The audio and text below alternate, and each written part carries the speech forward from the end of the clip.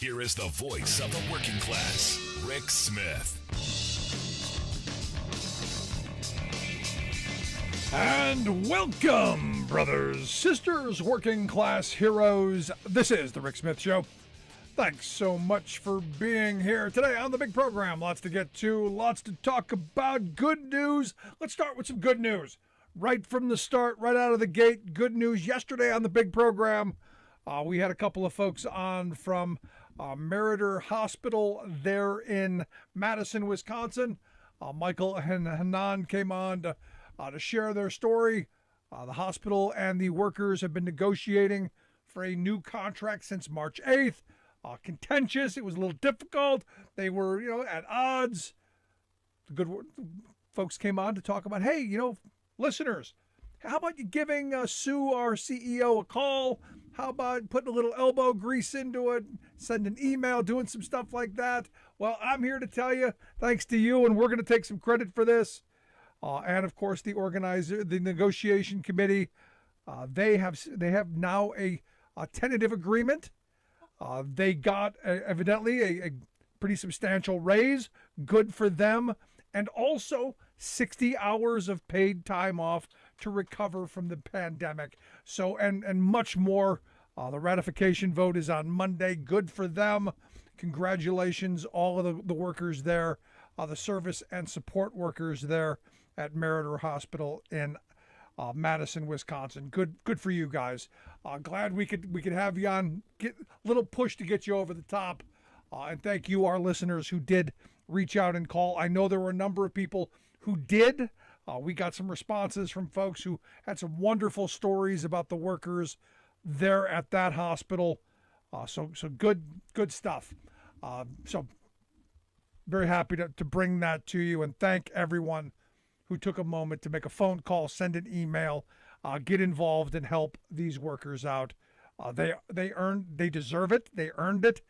They truly are our frontline heroes. They truly are patriotic. They're certainly essential.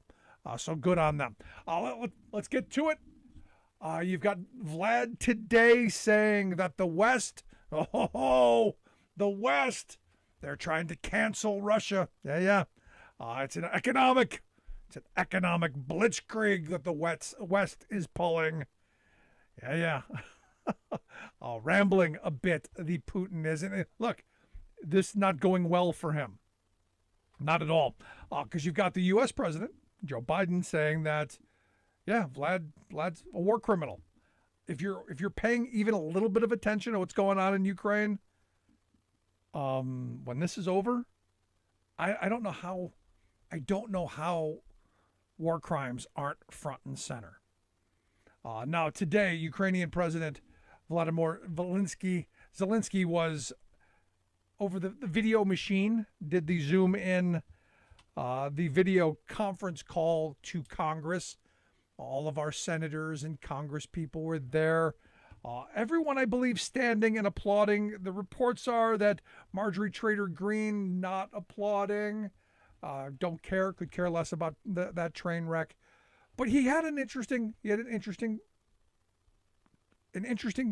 talk. Kind of equated this idea of a humanitarian no-fly zone. Talked about the need for aircraft. Interesting way that he spun, Martin Luther King's "I Have a Dream" speech to "I have a need." This was kind of his "I have a need" speech. I have a need to protect our skies from missiles raining down and killing my citizens. Mr. President of the United States, be the leader of the world, be the peace leader of the world, was his message. And look, he did a great job. He did what he had to do. He called for all American companies to get out of Russia, to make this all very painful, to make it economically painful on Russia. The idea of peace over profits, I liked how that was framed. He did call for a new kind of organization since NATO in this moment is failing him, since he's not in. This idea of something called a U-24. the idea of kind of a new NATO to deal with natural disasters, man-made disasters. Think war, think famine, think hurricanes, tornadoes, think any disaster. This is what he was talking about. A way to immediately to respond and not have a bureaucracy to have to deal with. Because look, Zelensky understands on a certain level that us getting involved and having planes engaging Russia over Ukrainian skies is World War III. And as much as he says, hey, be the American president, be the leader of the world, be the the peace leader of the world, he's got to know that that's not going to happen. And everybody who put him up on that screen, they've got to know it's not going to happen. Never going to happen. Biden said it's not going to happen. But by pushing it, by putting it out there and pushing it in and making people maybe look a little uncomfortable, look a little bad, and then showing that heartbreaking video.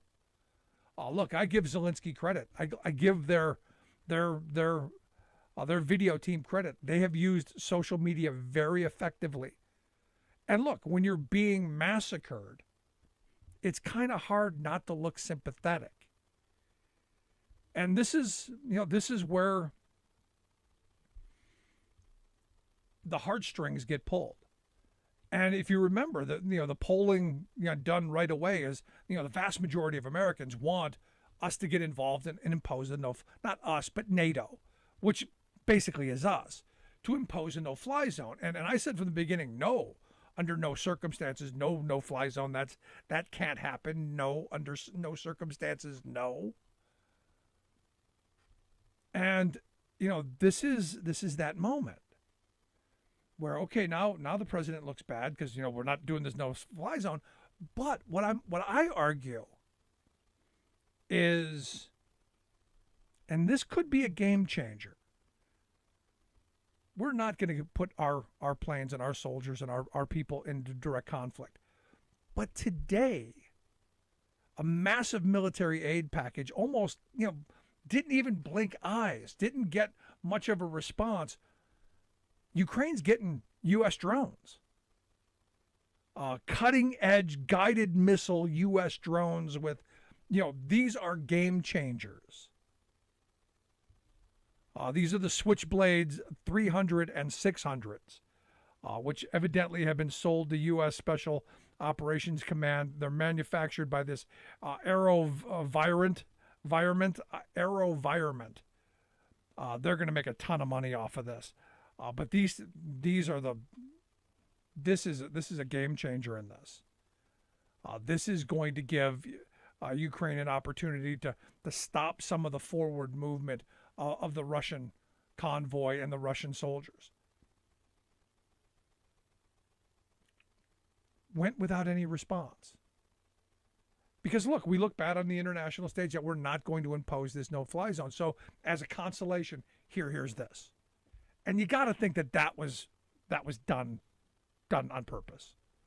Because you had to know you weren't getting this, so you got the other thing. And the thing is most Americans now agree with Biden. Because here's the thing, I go back to the beginning. Thank goodness Joe Biden is president in this moment, because he has provided the calm, steady leadership that we've needed. Not overreacting, calm, cool, calculating. And the American people are coming around. The latest Quinnipiac poll finds that Americans approve of NATO's decision not to enforce a no-fly zone, 54 to 32. 75% say that we should be doing whatever we can do to help Ukraine without risking a direct war with Russia. And that's exactly what Joe Biden is doing. Just 17% said we should do whatever it takes to help Ukraine, even if that means direct war. I am not in that 17%. I think you've got to give Ukraine everything that they need, and these drones are a big part of this, a big start. But I find it interesting that nothing out of Putin, nothing yet. Now, I did watch the speech. I saw all of the speech that President Zelensky gave, and I did watch all of the senators and all the Congress people and all of the Republicans. All of the Republicans who didn't vote to impeach and remove Donald Trump back in 2019. And I couldn't help but think, and this is one of those moments where, as I'm watching Zelensky in his green T-shirt, which some conservative commentator very upset that Zelensky wasn't in a suit. You can't make this up. You cannot make it up that there was a commentator that didn't wear a suit. I'm going, wait a second, are you kidding?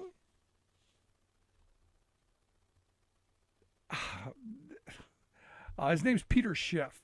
He tweeted out today, he said, I understand hard times are hard, but doesn't the president of Ukraine own a suit? I don't have much respect for current members of U.S. Congress either, but I still wouldn't address them wearing a T-shirt. I wouldn't want to disrespect the institution of the United States. Who in the hell is Peter Schiff? And someone should smack him upside the head because this guy's living in a war zone. It looks like the same T-shirt he had on the first time he spoke, because he's dodging bullets. But hey, Peter Schiff said so. So everybody worry about him not having a suit on. Someone needs to slap Peter Schiff. Maybe his mother. Maybe his mother should slap him. But here's the thing. Every one of those Republicans who had suits on, by the way, very well dressed, very prim proper, and doing the golf clap. Why isn't Peter Schiff asking them? Here's a question. Here's a question for Peter Schiff. Why aren't you asking any of those Republicans who voted to acquit Donald Trump back in 2019 why they did that? Why they're not responsible for what's going on in the Ukraine right now? Ask them, what responsibility do they have as they're standing there clapping and saying that Zelensky's a hero and how wonderful Zelensky is. Where were they back in 2019? Because remember, understand what 2019 was about. Understand why Donald Trump was impeached. He was strong-arming Zelensky to dig up dirt on Joe Biden. He was strong-arming a newly elected leader of a country that has got Vladimir Putin breathing down his neck, soldiers on the border ready to come in and invade. This is not new. This was coming for a while. And yet you got Trump taking an opportunist saying, well, I know Putin, and I know Putin's at your doorstep. I know he's got eyes on coming in and taking over. I know that. And I know we've promised you a whole bunch of military aid because that's what we were giving him, right? We were supposed to be giving him all this stuff to help him protect his country from the Russian invasion, right? This is what it was. We'll give you the things that you desperately need if you give me what I want. This was the quid pro quo. This is what it was. Go find me the dirt I want, even if you have to make it up. And you look at what's going on in Ukraine right now. This is what Zelensky understood. This is what Trump knew Zelensky would understand. Which is why he did it. And to Zelensky's credit, he didn't. He didn't make it up. He didn't lie. But you know what? Every one of these Republicans, like Joni Ernst, freaking Joni Breadbag Ernst, who I respected over the bread bags, but this thing now makes me want to throw on my uniform and go help. Bull! Where were you? Where was your courage in 19 when it would have mattered and you could have done something back then? And you look at all of these Republicans who were cowards in the moment that it mattered. That's the frustrating part of me. The only Republican, just one in 2019, Justin Amash of Michigan, just one. And he ended up getting drummed out of Congress. He actually retired because he knew he was going to get drummed out. Just one. One out of 248 had the courage to say what Trump did was wrong. That's it. Just one. And now look where we are. We've got a madman who's invading another country. And we've got the military-industrial complex just thrilled because we're on the brink of World War III. We're giving, huge amounts of money to these war profiteers. I remember, reading the book 1984 in high school, understanding that the economy in the book was a war economy. They needed war. If they had too much stuff, they had to have war to blow things up so they could make it again. That's one part of it. Here's the scariest part, though.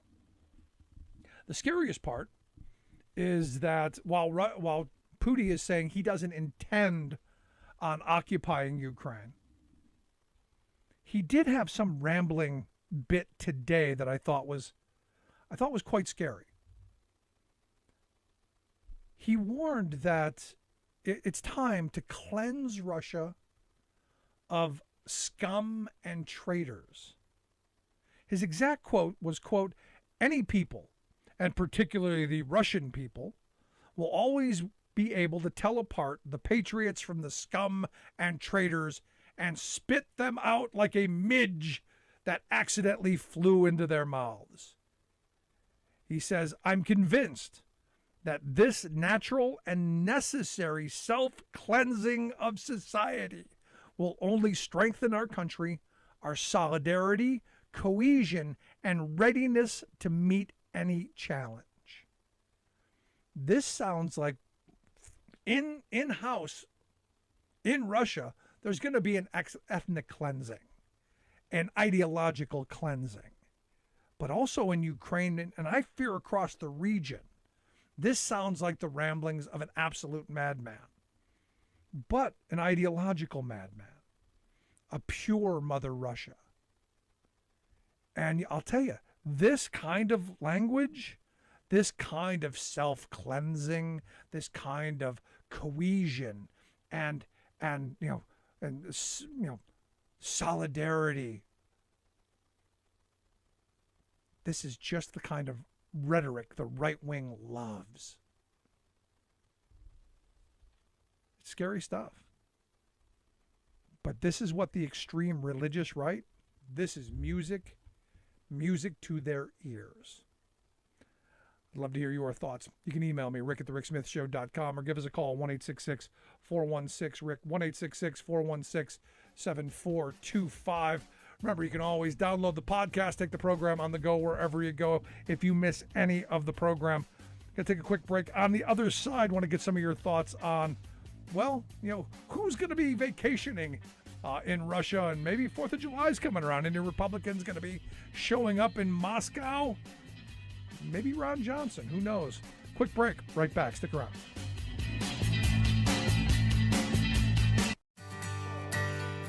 From the steel mills of Pennsylvania to the auto factories of Michigan to the modern makers movement, manufacturing makes our nation great. I'm Scott Paul, president of the Alliance for American Manufacturing. We bring business and labor together to advocate for policies that everyone can agree on. Together, we can strengthen manufacturing and create good-paying American jobs. Help us keep it made in America.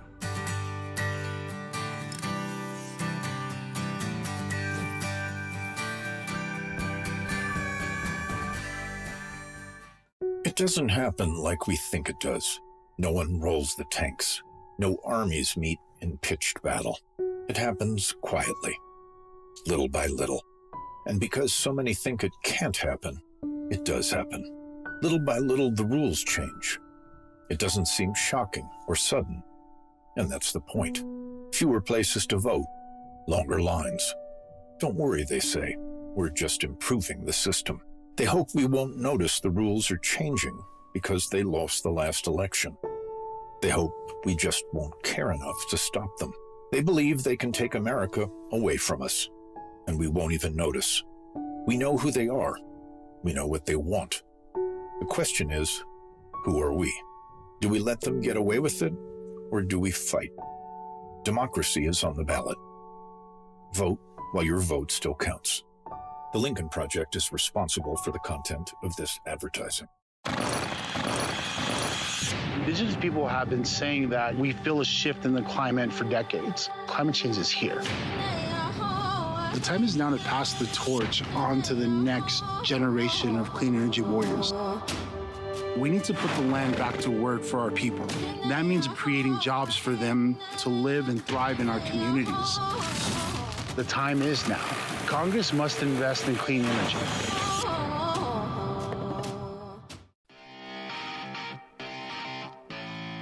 Welcome back to the Rick Smith Show. Now, here is Rick Smith.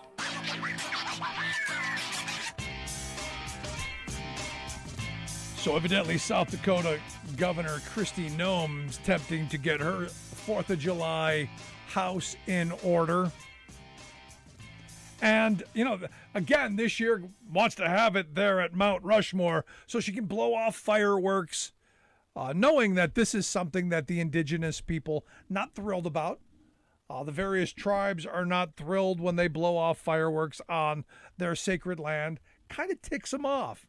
Kind of makes Kristi Noem happy when she can blow things up and tick people off. So this is kind of why they do it. And my thought was, you know, as she petitions the federal government and the National Park Service to do this for the second year and was turned down again, I'm like, why not just have it on your land? You're the governor of a freaking state, for sake. No, we have to make a point. And that point is that, well, we're mad at the federal government. And that's all this is really about. They could have their little shindig wherever they want. There's a lot of places, a lot of beautiful open spaces in South Dakota. Lots of open spaces. Really, lots. Lots and lots, actually. And really a lot of open spaces in South Dakota that are owned by the state. The national parks, you know, owned by the Park Service, not owned by the state. The governor could have say over any of the other stuff. But, you know, like any child where a parent says, no, you can't do that here, it's like a fetish. And if you get the double whammy of I get to do something that someone tells me no, and I get to tick my neighbors off, well, double win, bonus points. And I'm glad that the Biden administration has said, no, I don't think so. Now, personally, I don't care if you blow fireworks off or not. Fine, have your little shindig, great, do what you got to do. But, you know, when you're talking about, you know, being good neighbors with other people, maybe, I don't know, maybe their thoughts you should probably take into consideration. Just a thought. Have your party, do your thing, be responsible, be a decent neighbor, care about others for once. Maybe a thought. Now, 4th of July is coming up, and I am wondering, you know, how many Republicans will be showing up to Moscow this 4th of July. I don't think many this time, but I am interested to find out how much Russian money was flowing through their coffers. And I think as we go down the road and more is exposed about, you know, who's taken what, we're looking at Florida and Ron DeSantis and which Russian billionaire funded his campaign. And I think this is healthy. I think we need to find out just how deep the Russian oligarchs are into the Republican Party. How deep, and look, if they're in the Democratic Party, you gotta flush that out too. This isn't just one-sided. You have got to find how deep that money is into our political system. And we should be doing the same thing with the Chinese and everyone else. It's time to clear up the system. It's time to purify this system and find out, you know, who owns what and start exposing stuff, which is why we need major campaign finance law reform. And I know nobody's talking about this yet. I know nobody's really concerned because there's still people, you know, dying in Ukraine. But ultimately, this was allowed to happen because you had a madman as our president for 4 years who didn't care about what Putin did, who was literally going to pull us out of NATO, who was literally going to let this happen, I believe would have just walked away. So for me, we got to find out, and we got to find out all of it. It's that simple. we got a lot of work to do and a lot of exposing to do. I'd also love to hear your thoughts. Email me, rick@thericksmithshow.com. Make sure you grab the podcast whenever you can. Share it with friends, neighbors, coworkers, all over. We'll take a quick break. When we come back, just passed up a 1-year anniversary of the American Rescue Plan.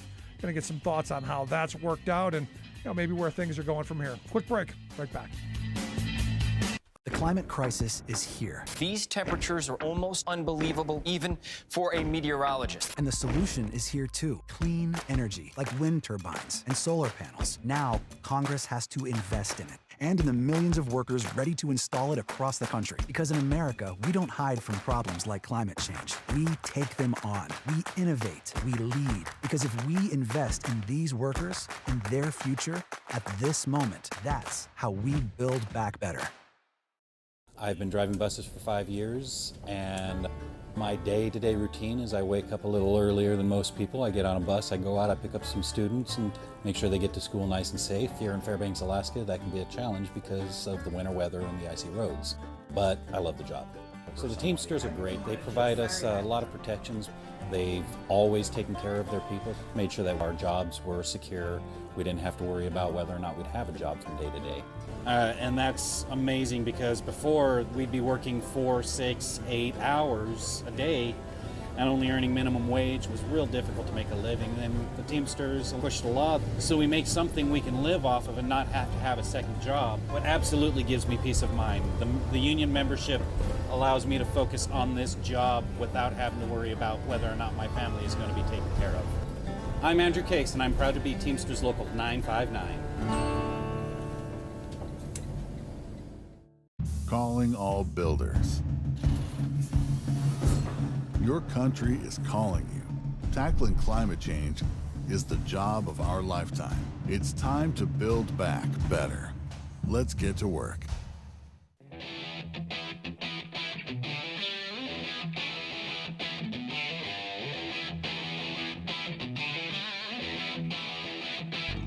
Welcome back to the Rick Smith Show. Now, here is Rick Smith. So we just passed up the 1-year anniversary of the American Rescue Plan's anniversary. And look, this is one of the most important accomplishments of this administration. And I love when people say, well, Biden hasn't gotten anything done. No, he's gotten, and look, even with as divided as Congress has been, they've gotten some major legislation moved through. This American Rescue Plan was huge in cutting child poverty in half, getting health care to people, helping workers at a time that they needed, helping small businesses so much at the time, not to mention the bipartisan infrastructure bill that's going to help rebuild a huge portion of our infrastructure. Granted, it was only about a quarter of what we need, but good first step. But to look at the 1-year anniversary and what it did and maybe what needs to be done going forward, I've asked Lily Roberts to come talk with us. Lily is the managing director of the Poverty to Prosperity team over at the Center for American Progress. Their website, americanprogress.org. Lily, thanks for taking time for us. Thanks so much for having me. So the 1-year anniversary of this major piece of legislation that I argue again made millions of people's lives tolerable, bearable, and maybe just a little bit better in one of the worst periods in our at least in my lifetime. I'll go with that. Absolutely. I mean, it's kind of hard to remember back to this time last year, but millions and millions of people hadn't had access to a vaccine yet. We were coming out of a really awful winter of COVID, sort of most people getting vaccinated. We were really still dealing with that fallout from the huge spike in unemployment, a high of 14.7% back in April of 2020. And even though, as you mentioned, the American Rescue Plan, a lot of its effects were sort of a one-time only, benefit or, temporary improvement, it really showed the benefits of investing in a more durable social safety net and in centering policies on the people and the communities who were, suffering the most and who have historically been left behind during economic recoveries. Now let's talk about the big one. Obviously, for me, the vaccine was the big part of this. It got, the vaccines out. We got them made. We got them out to people.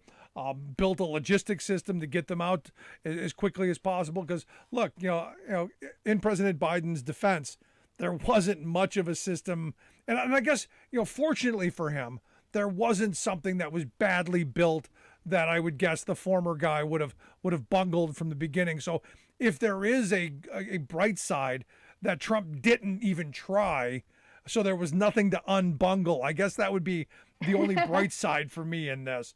But that he did basically from scratch, move forward and get this taken care of. This should be a huge feather in this guy's cap. Absolutely. I mean, if you, again, thinking back to winter sort of 2020 going into 2021, they were able to get set up so quickly these, vaccine centers all over the country, using FEMA, using the National Guard, all of these ways where they got vaccines really quickly out into communities, and had other healthcare benefits as well in there, making sure that people who had been unemployed in 2020 or 2021 could access, marketplace sort of ACA, Obamacare, marketplace health insurance, all sorts of provisions to make sure that people could get healthy even in the midst of a pandemic. It's amazing to note that even in this huge unemployment crisis that we've had over the past 2 years, the uninsured proportion of Americans actually decreased because people were able to get access to the marketplace health insurance. And I think that's an extremely important part of this. Even during, mass unemployment where millions of jobs were lost, millions of people unemployed, they still weren't put at health risk because there was this social safety net, which I think in this moment should be something that should be, shouted from the mountaintops, something Democrats should be taking, just absolute credit for, saying, look, we have this safety net. We should be strengthening this moving forward. We should be making this permanent instead of at this moment where I guess, in a very short period of time, that part of this goes away and all of these people fall off. And then what happens? Yeah, I mean, we really learned both the sort of social benefits and the economic benefits of infusing a lot of, support and relief to the people who needed it very quickly. The thing that would have been a really, what you want to ward against when you're an economist figuring out how the economy works is you don't want what's called a double dip recession, where, you have this unemployment spike, you have a crisis, and then there are all of these follow-on effects where, maybe state governments start having to cut their budgets. So all of the state government employees who have good, middle-class jobs, they lose their jobs. Or, people have to start cutting back and then they're consuming less. So there's less sort of retail and, sort of goods and services spending. That largely didn't happen in this recession, which is kind of nothing short of miraculous. There was so much of an infusion of support, those economic impact payments, the unemployment insurance benefits that people got, the child tax credit expansion. It kept spending afloat, and it meant that the people who have the jobs that, depend on that spending were able to keep those jobs. And that's a really incredible success of the last 2 years. And there were jobs to go back to. I mean, this is the other part of this. And, we're talking about inflation and everyone's losing their mind over inflation. The reason people have so much money to demand the goods that aren't there is a part and parcel to that, people were kept afloat because of, this legislation and because of Biden's policy. Now, I know people are saying, see, all this inflation is Joe Biden's fault. Well, he could have gone the, screw you route and the austerity route and let people starve, right? That could be the option, right? Absolutely. I mean, you can see around the world, almost all countries are dealing with inflation at this point because of those sort of COVID backlogs and, shipping delays and all of those things. But other countries didn't get the equivalent of the rescue plan. So in those countries, people don't have the spending power and inflation is going up. I'd rather have inflation plus increased spending power, not just the inflation. Yeah. No. I said the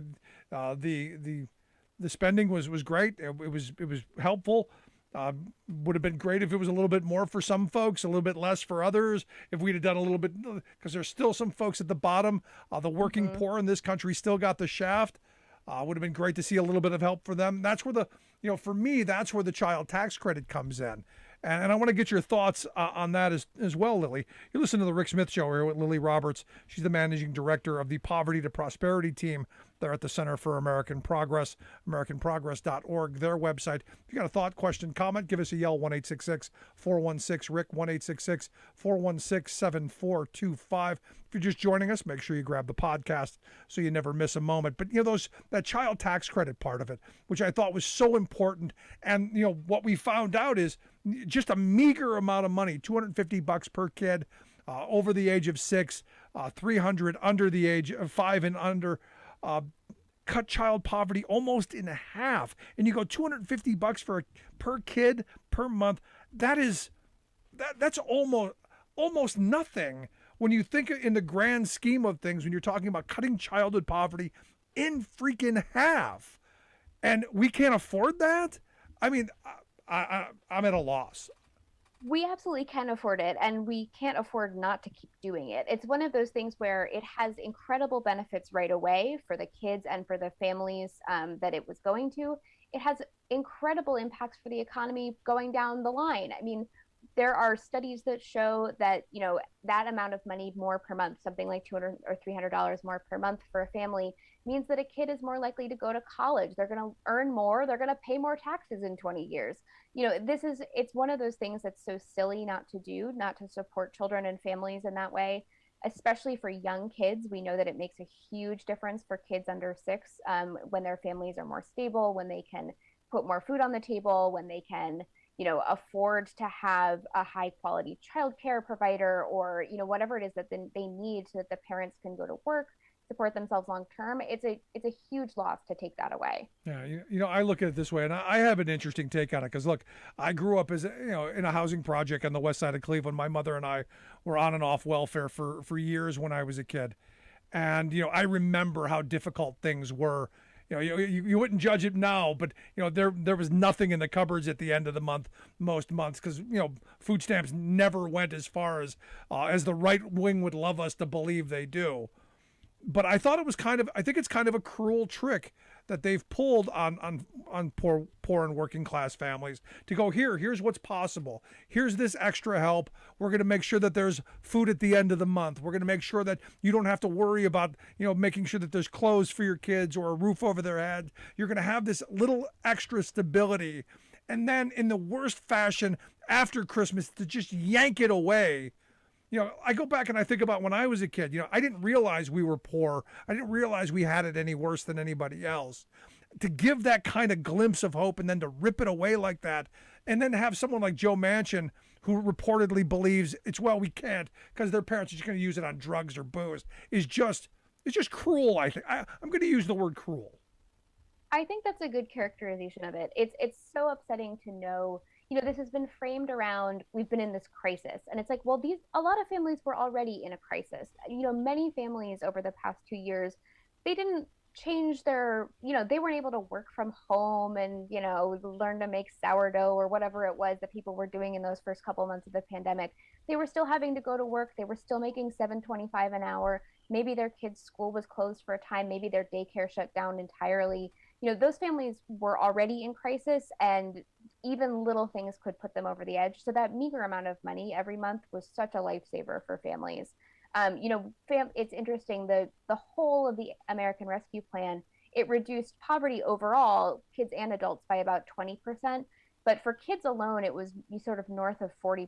And that's just a really remarkable sort of single intervention to get you so far towards alleviating childhood poverty in this country. In looking at the numbers, Lily, just brass tacks, when you're talking about the kind of money that we're spending on something to alleviate childhood poverty, because I'm worried about every kid in this country. I want no child in the wealthiest country in the history of civilization at its wealthiest moment to go to bed tonight or any night hungry.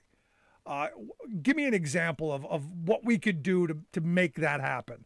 Is it a tax credit that we could take away from corporate America? I mean, is there something that we're, if we have to pay for it, where do we get it from? We get it from billionaires. We get it from millionaires too. We get it from corporations. I mean, there are all of the new additional taxes that we could add back on. There are the tax cuts from 2017, from those Trump tax cuts that went to billionaires and corporations that we could repeal. There's also even just the silliest part of all of this, which is the tax enforcement. So the IRS is so understaffed, and it's so complicated to go after really, really rich people and corporations who, have all of the tax lawyers and accountants in the world to sort of hide their money in creative ways. The IRS doesn't have the resources to investigate those people. So all of the tax audits that they do, almost all of them, go towards people who are receiving the EITC, something that's only eligible, only sort of working class people are eligible for, because it's much simpler to go after people with simpler money. If we staffed the IRS and gave them more capacity to do these investigations, to actually enforce the rules that are already on the books, we could get enormously far in, cutting childhood poverty, in giving more people access to SNAP and other programs that are really necessary. It's not even, there are all of the things we can do to improve the tax code, but then there's also just enforce the rules that we already have. Yeah, well, it's always easier to kick the poor, isn't it? It's always easier to kick the weakling than it is to go after the billionaires and these big corporations. Yeah, it's always easier to go after them. And look, we've been doing it. This isn't new. It's easy to blame the poor for being poor. It's easy to blame, working class families for struggling. Hey, you should just go out and work harder. And yet we don't seem to have a problem with CEOs who are making obscene profits, with corporate Americas whose profit margins are growing larger and larger. And the hardest days work a lot of our wealth class folks do is taking money from my pocket and putting it into theirs. There is a serious problem with how we view poverty in this country. And I'm sure you know this better than anyone. Well, and there's also this element here of we're coming out of nearly 40 years of defunding these services that people really need because they were for poor people, and we saw that come to a head in the crisis of the early days of 2020. Think back to the people who had to spend days on the phone with the unemployment insurance office in their state because state governments had been cutting unemployment insurance offices for decades in order to give that money as tax credits to the wealthy or cut taxes for corporations in their state. And that's who they always choose to target for these things that are going to quote unquote save money. And then they don't actually save money for the government, because what happens is that people really need to access those services. They just don't get them because there are higher barriers, and then that leads to all kinds of other costs. No. It's a really silly way to plan your long-term economic health, but that's who they're interested in, is serving. So while the American Rescue Plan was a wild success, and it was, and I give Biden credit for it, I give the Democrats who voted for it the utmost credit for it, because we needed it. It did exactly what it was supposed to do. I wish we could extend it a little bit longer. I wish we could get the Build Back Better plan moved through and get some more investments into our future. But going forward, how do we address some of these concerns? How do we make sure that people understand what's happening as these things happen? What's the messaging going forward from now till Election Day? I know you're not political, but part of this is the messaging of what's going to be happening to people and making sure they understand why. Well, a big thing that's going to happen now over the next couple of months is that a big portion of the American Rescue Plan went to states and cities. And states and cities have control over a lot of this money. They can use it to serve the needs of their communities. And we're seeing amazing stories coming out of, I was hearing mayors this week from Sacramento and St. Paul that are talking about addressing homelessness crisis and affordable housing in their cities with this money. They're supporting food banks and other sort of places where people go to access food when they don't have food to put on the table. Cities, you mentioned your hometown of Cleveland, they're focused on lead remediation with a lot of these dollars. There are a lot of really great stories coming out of the money that's going to cities and states, and they're able to prioritize, figure out what the real needs are in a way that the federal government can't always do. So I think that that's going to be a really important story over the next couple of months. But I do think that we can't just depend on the states and cities to solve the lingering problems of the past, that were sort of laid bare by the past 2 years, but that really predated the pandemic. There was a wonderful infusion of support into the childcare industry, for example, in the American Rescue Plan, and it sort of staved off a crisis because so many of those businesses, childcare businesses, are really low margins. They're, operating on a shoestring out of somebody's house often. And they really needed that support from the government. That's something that underpins so much labor in this country. It allows, mostly women, but a lot of parents and caregivers to go to work every day. And that infusion of cash was really incredible, but it's not going to last long term. And that's an industry that needs, critical support, or the whole thing falls apart. And I'm really concerned that if Congress doesn't get their act together to, do some of these really long-term interventions, we're going to be just back where we started. Yeah. Let's hope they get something done. Let's hope we can move in a direction to make families' lives better, to help children get better opportunities and fix some of these problems that we've seen. Lily, I appreciate the time. Good stuff. Thanks for taking time for us. At so much. Good stuff. Lily Roberts, she is the managing director of the Poverty to Prosperity team there at the Center for American Progress. Make sure you check out the work that they do at AmericanProgress.org. Going to take a quick break right here. Back with your thoughts, 1-866-416-RICK, 1-866-416-7425. Also, if you're just joining us, make sure you grab the podcast from iTunes to iHeart, Podbean to Stitcher, and everywhere in between. Grab the program, take it on the go. Quick break, right back.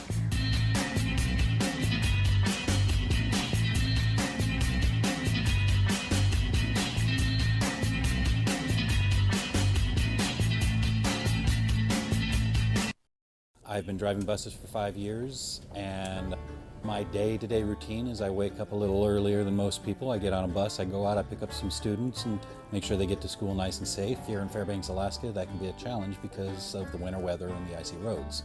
But I love the job. So the Teamsters are great. They provide us a lot of protections.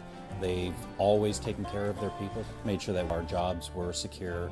We didn't have to worry about whether or not we'd have a job from day to day. And that's amazing because before we'd be working 4, 6, 8 hours a day and only earning minimum wage was real difficult to make a living. Then the Teamsters pushed the law so we make something we can live off of and not have to have a second job. What absolutely gives me peace of mind. The union membership allows me to focus on this job without having to worry about whether or not my family is going to be taken care of. I'm Andrew Case, and I'm proud to be Teamsters Local 959.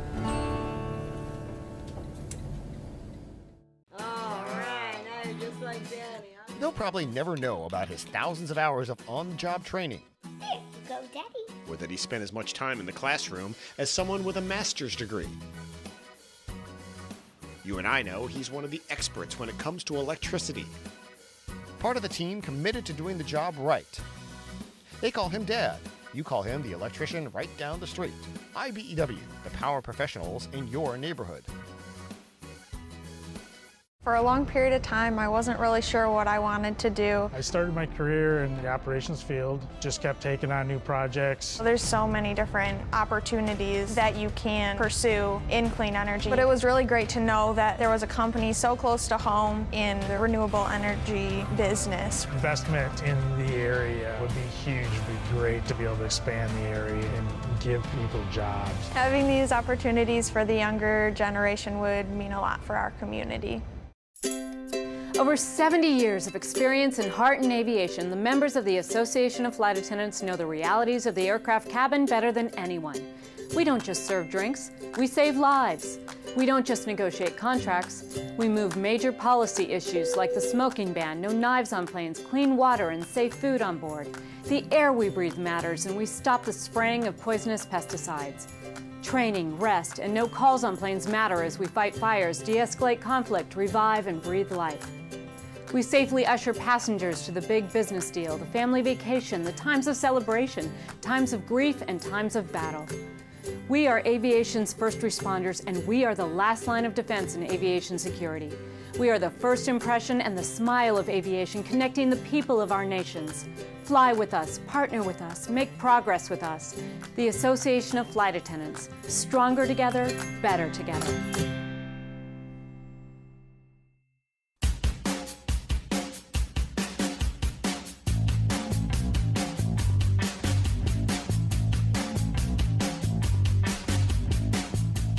1-866-416-RICK, 1-866-416-7425. You got a question, comment, thought, something on your mind, want to hear it? You can also email me, rick@thericksmithshow.com. I do want to pick up on something there because Dave made an interesting point. This idea that Howard Schultz is truly hurt by the unionization efforts and taking it personally. And look, I've seen that dynamic played out.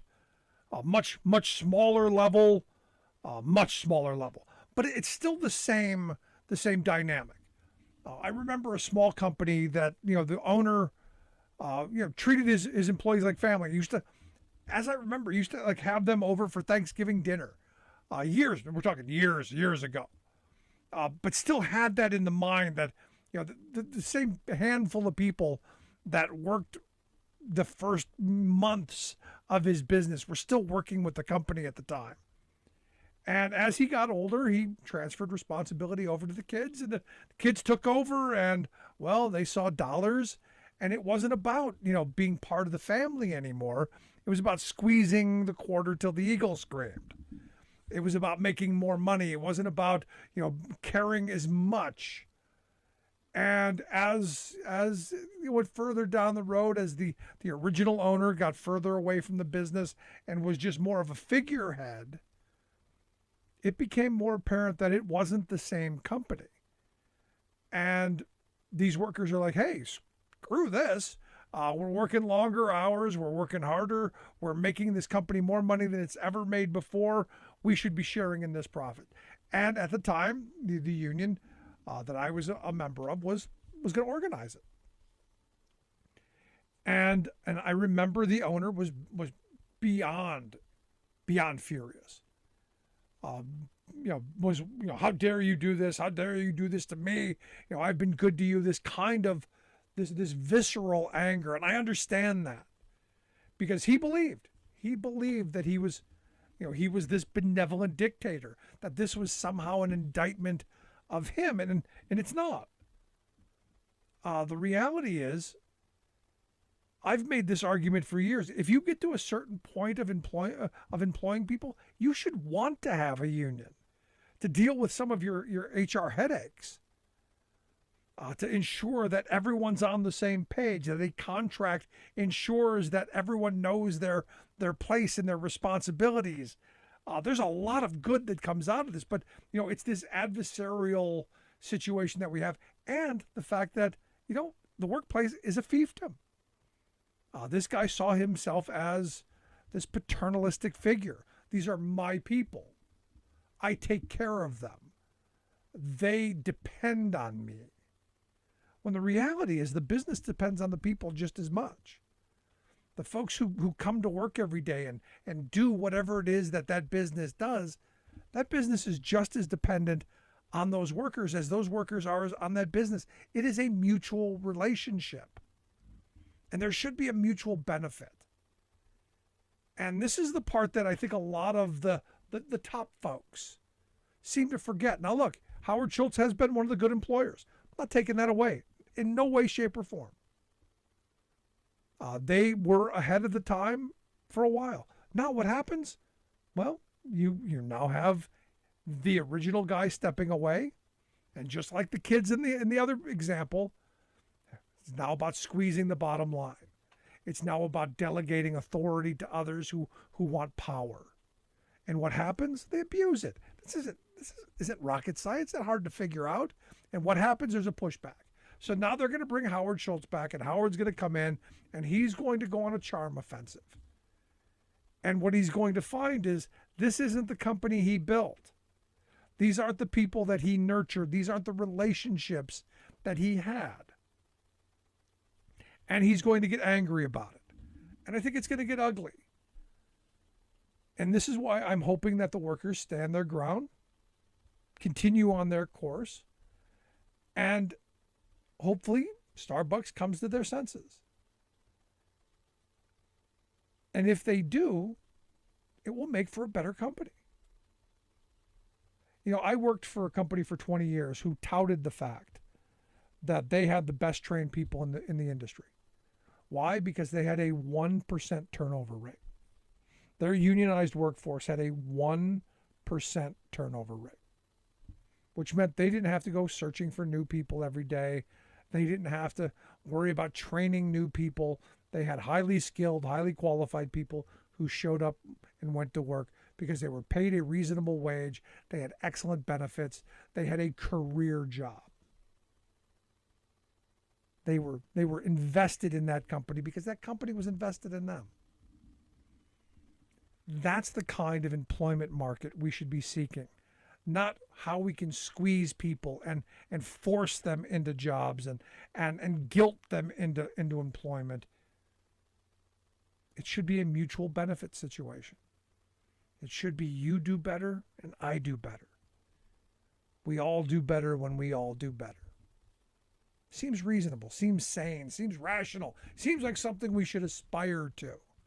But sadly, there are those, they just want the power. We'll see what Howard Schultz does. I'd be interested in your thoughts. You can email me, rick@thericksmithshow.com. If you missed any of today's program, make sure you grab the podcast. You can do that at thericksmithshow.com or anywhere, wherever you get your podcast, from iTunes to iHeart, Stitcher to Podbean, Google, Audible, wherever you get your pods. We are there. Thanks so much for tuning in. We'll see you back here next time.